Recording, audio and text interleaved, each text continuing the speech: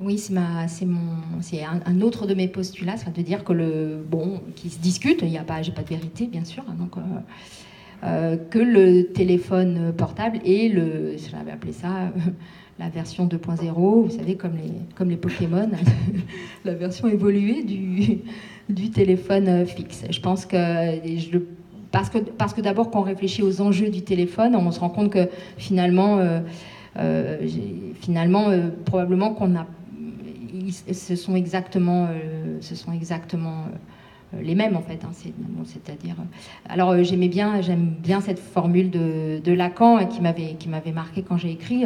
Il dit là où je parle, je suis. Donc c'est cette idée que l'endroit où on prononce la parole, dans le fond, ça fait de nous notre existence. Ça nous définit. C'est peut-être pour ça qu'on a tellement besoin peut-être pour ça qu'on a nomadisé le téléphone, et c'est peut-être pour ça qu'on a tellement besoin de dire t'es où quand on parle, quand on joue, quand on est au téléphone. C'est une des premières choses. On a besoin de localiser l'autre, parce que probablement que la question pour nous aujourd'hui, la question de l'existence est profondément liée à ça. Donc je pense que il me semble que là c'est une des données du téléphone. Une autre chose, c'est vrai que le téléphone, c'est un médium qui absorbe d'autres médias. En fait, c'est ce qu'explique McLuhan. Les médias ont des propriétés et certains, en fait, en absorbent. En fait, les médias ne cohabitent pas, ils absorbent les propriétés des autres. Et certains ont une capacité à se renouveler et d'autres moins, en fait. Et c'est ce qu'ils vont probablement disparaître, en fait. Donc, et c'est vrai que c'est intéressant de voir que le téléphone s'est diversifié, en fait, et s'est adapté. Après, c'est nous qui avons besoin que le téléphone ait tous ses usages en même temps. On pourrait très bien ne pas le faire, mais on peut aussi très bien se dire que dans le fond, nous, êtres humains, on avait besoin que le téléphone ne nous serve pas qu'à parler, comme si finalement, et d'ailleurs, les jeunes, peut-être un peu d'une expression un peu simple, un peu cliché, mais téléphonent peu avec leur téléphone.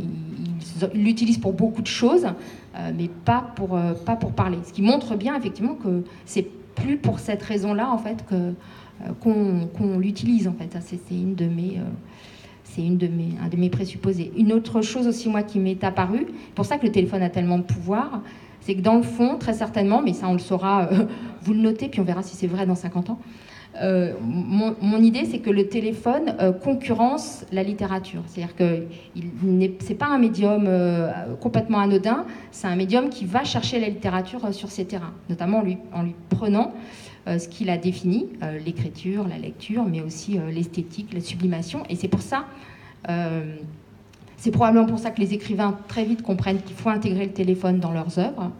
Et c'est vrai que ça avait été une de mes questionnements, pourquoi Proust parle du téléphone. Objectivement, il n'a pas de raison de le faire. Et pourquoi très tôt le téléphone est inventé, il l'intègre, alors qu'on ne peut pas dire que Proust, ça soit quand même l'écrivain, vous voyez, à la mode dernier cri. Pourquoi il pressent qu'il faut absolument l'intégrer, et pourquoi il ressent que dans sa recherche mémorielle, c'est important. Et donc, il me semble que le téléphone joue des enjeux littéraires, esthétiques assez puissants. Et c'est pour ça, en fait, qu'il est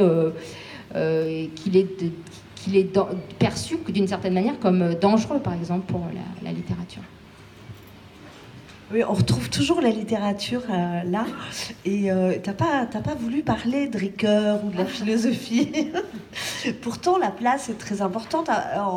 L'utilisation de soi-même comme un autre, ce texte-là de Ricoeur, est très, très présente pour cadrer le propos, pour aussi toute cette élaboration d'une image de soi, construction de soi et mise en jeu dans le rapport à l'autre avec le médium qu'est le téléphone ou avec ce que le téléphone dit de modalité de relation à l'autre qu'il permet de manifester. Et non, tu veux pas parler de Ricoeur ? Je voulais pas endormir tout le monde. Et c'est vrai que quand j'ai travaillé sur Freud et sur le narcissisme pour voir comment il fonctionnait, quelle était sa signification, en fait, c'était compliqué pour moi de voir ce qui se joue, comment définir le narcissisme, en fait. Puis Freud abandonne cette notion, en fait, elle le hante toute sa vie. On voit, il y a plein d'endroits où la notion de narcissisme opère, mais il l'abandonne en fait parce qu'elle va. Alors, en fait, il ne sait pas où mettre le narcissisme entre pulsion de vie et pulsion de mort. Il pressent que. Et lui, il a voulu faire une distinction entre pulsion de vie et pulsion de mort, et puis il ne sait pas où la caser, caser son narcissisme. Donc, et puis, plus profondément, en fait, il pressent que c'est une contradiction avec la psychanalyse. La psychanalyse, c'est l'idée qu'on parle à l'autre, et que c'est en parlant à l'autre, quand bien même je suis sur un divan, quand bien même je suis retournée, enfin bon bref, allongée, je le vois, je ne le vois pas, j'ai quand même l'idée que je parle à l'autre, c'est parce que je parle à l'autre que je libère une parole qui me soigne, en tout cas qui a un effet qui me fait du bien.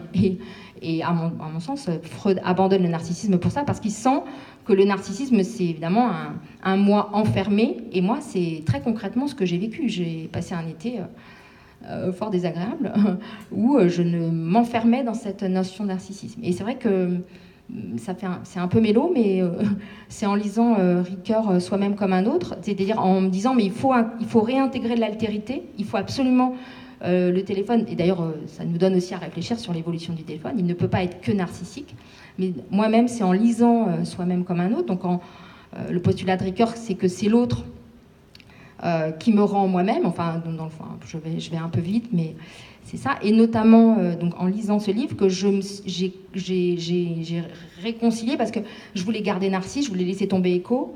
Mon mari me disait non, garde Écho. C'est une bonne idée, Narcisse, Écho, ne lâche pas. J'avais vraiment envie de la laisser tomber. Donc voilà, et du coup c'est en reprenant Ricoeur, et notamment une distinction que j'aime beaucoup, c'est mon petit credo du moment, donc sa distinction entre l'ipse et l'idem, à laquelle on a quand même du mal à comprendre quelque chose. En revanche, sa distinction entre le same et le self, donc le same, on est tous pareils, je trouve qu'elle est très lisible, on comprend bien, et le self, donc c'est ce que j'ai de moi. Et ce qui m'amuse moi énormément dans le téléphone portable, c'est que justement, alors Ricoeur dit, il y a des moments de la vie où on est plus dans le same et plutôt dans le self. Très probablement que le téléphone nous permet de jouer sur les deux tableaux et d'articuler les deux. Et moi, j'avoue, j'en vois la preuve dans le fait que nous avons, nous avons tous des téléphones, et que donc nous sommes tous très différents, et que c'est souvent une même sonnerie de téléphone, et que du coup, tout le monde, s'il y a une sonnerie de téléphone, tout le monde se penche et croit que c'est son téléphone. Et donc, j'aime beaucoup cette idée, que dans le fond, ça nous rend, face à cette diversité, finalement, ça nous renvoie au même objet. Mais cette distinction entre le same et le self me semble vraiment opérante, de voir comment. Et le téléphone, c'est un objet.